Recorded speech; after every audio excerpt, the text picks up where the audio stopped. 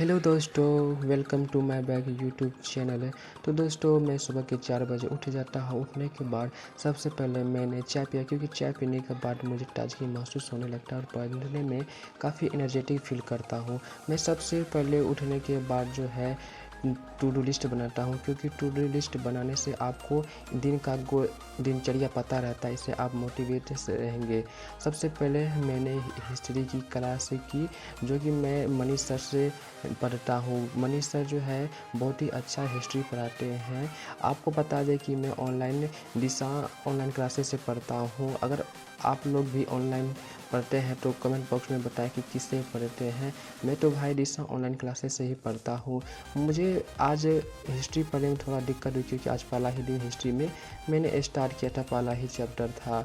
उसके बाद मैंने जो हिस्ट्री में क्लास किया था, उसी क्लास का पीडीएफ का पहले समराइज किया। समराइज करने के बाद उसको जो है मैंने अपने नोट्स में उतारा, क्योंकि जब आप लिखते हैं तो आपके दिमाग में जो है लॉन्ग टर्म में चला जाता है, यानी कि आपको ज़्यादा देर तक याद रहता है। और लिखने से आपकी राइटिंग भी अच्छा बैठता है, और आगे चल के जैसे यूपीएससी बीपीएससी की तैयारी करेंगे तो ये राइटिंग स्किल बहुत ही आपको काम करेंगे। वैसे आप लोग बताना कि आप लोग कैसे करते हैं, आप लोग लिखते हैं कि नहीं।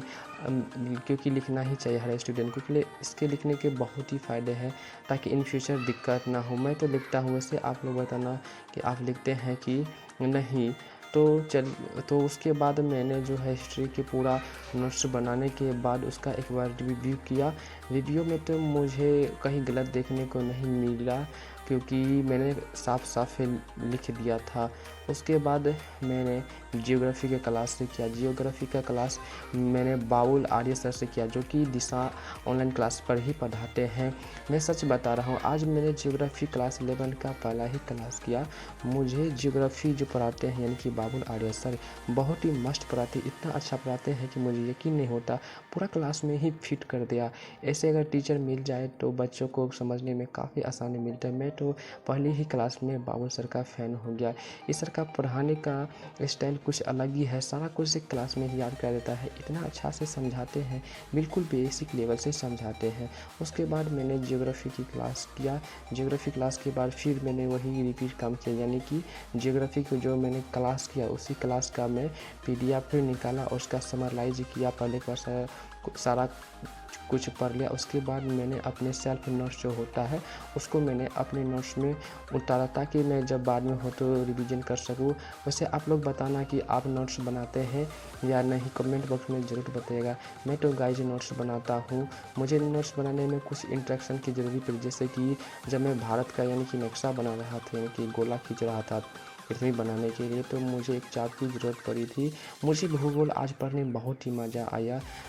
वैसे आप लोग बताना, आप लोग अगर 11th में आर्ट्स लिए हैं तो क्या आपने ज्योग्राफी सब्जेक्ट लिया है। ये सब्जेक्ट बहुत ही इंटरेस्टिंग होता है। लोग इसे बोरिंग समझने लगते हैं, हार्ड समझने लगते हैं, लेकिन मुझे ऐसा बिल्कुल भी नहीं लगा, क्योंकि बाबू सर इतना अच्छा से ज्योग्राफी पढ़ाए हैं कि हमको कोई डाउट ही नहीं रहा। मैं तो ज्योग्राफी की बिल्कुल फ़ैन हो गया। वैसे आप लोग बताना कि आपको ज्योग्राफी पढ़ने में कैसा लगता है। देखिए, मैंने जो अभी नोट्स बनाए वो नोट्स आपको दिख रहा है, हालांकि कैमरा ब्लर कर गया। चलिए कोई दिक्कत नहीं, अगले वीडियो में कोशिश करूँगा कि अच्छा बने। तो उसके बाद मैंने जो है सिंपली मैथ्स क्लास ओपन किया। अगर आप लोग सोच रहे होंगे कि भाई ने आर्ट्स में भी मैथ ले लिया। हाँ, क्योंकि मुझे भविष्य में कॉम्पिटिटिव एग्ज़ाम का जो है तैयारी करना है, जैसे एसएससी रेलवे का, तो वहाँ मैथ पढ़ना तो ज़रूरी होगा, क्योंकि हर एग्ज़ाम में मैथ पूछा जाता है। इसलिए मैंने क्लास 11th में सोच लिया है कि ऑप्शनल सब्जेक्ट के रूप में मैथ लूँ। मैंने मैथ जो है डिस ऑनलाइन क्लास यानी कि संजय सर से ही पढ़ा। संजय सर का मैथ पढ़ाने का स्टाइल अलग ही है, मैं इसके बिल्कुल फ़ैन हूँ। सर जो भी क्लास में पढ़ाते हुए बिल्कुल आसान लगने लगता है। उसके बाद जब सर जो डीपीपी कराते हैं उसको सॉल्व करने में काफ़ी मज़े आते हैं, क्योंकि सर इतने अच्छे से समझा देते हैं कि कोई भी सवाल में दिक्कत ही नहीं होता। वैसे आप लोग बताना, अगर आप भी आर्ट्स में मैथ लिया है तो कमेंट्स में थम्स अप लिखिएगा। वैसे आप लोग बताइए कि मैंने आर्ट्स में मैथ लेके सही किए हैं कि नहीं। तो मुझे जो है मैथ पढ़ने में काफ़ी इंटरेस्टिंग सवाल लगता है, क्योंकि मैथ्स मुझे समझ में आता है। मैथ में ठीक ठाक से समझ जाता हूँ। वैसे आप लोग बताना कि आपको मैथ पढ़ने में कैसा लगता है। अगर अच्छा लगता है तो कृपया वीडियो को लाइक कर दीजिएगा। मैथ्स काफ़ी इंटरेस्टिंग सब्जेक्ट होता है। इसके बाद मैथ में मैंने जो सर ने डीपीपी दिया था, उस डीपी को मैंने सोल्व किया। यानी कि ये जो आप पीडीएफ देख रहे हो, वही सर का जो क्लास में पढ़ाया गया था वही मैंने नोट कर लिया, ताकि मैं बाद में इसका रिवाइज कर सकूँ जब कभी समय में कम पड़े। इससे अच्छा रहेगा जब रिवीजन करेंगे। तो उसके बाद मैंने सर जो क्लास में होने के बाद जो डीपीपी प्रोवाइड कराते हैं उसको सॉल्व किया। डीपीपी में सारे सवाल को बना दिया। इससे मुझे काफ़ी पढ़ने में मज़ा आया। वैसे दोस्तों आज की ब्लॉग में इतना ही। वैसे आप लोग भाई लोग बताना कि आपको पहला ब्लॉग कैसा लगा। अगर अच्छा लगा हो तो वीडियो को लाइक ज़रूर करना। और हाँ, अगर आप चैनल पर पहली बार आए हैं तो आपसे विनती है कि आप इस चैनल को सब्सक्राइब कर लीजिए।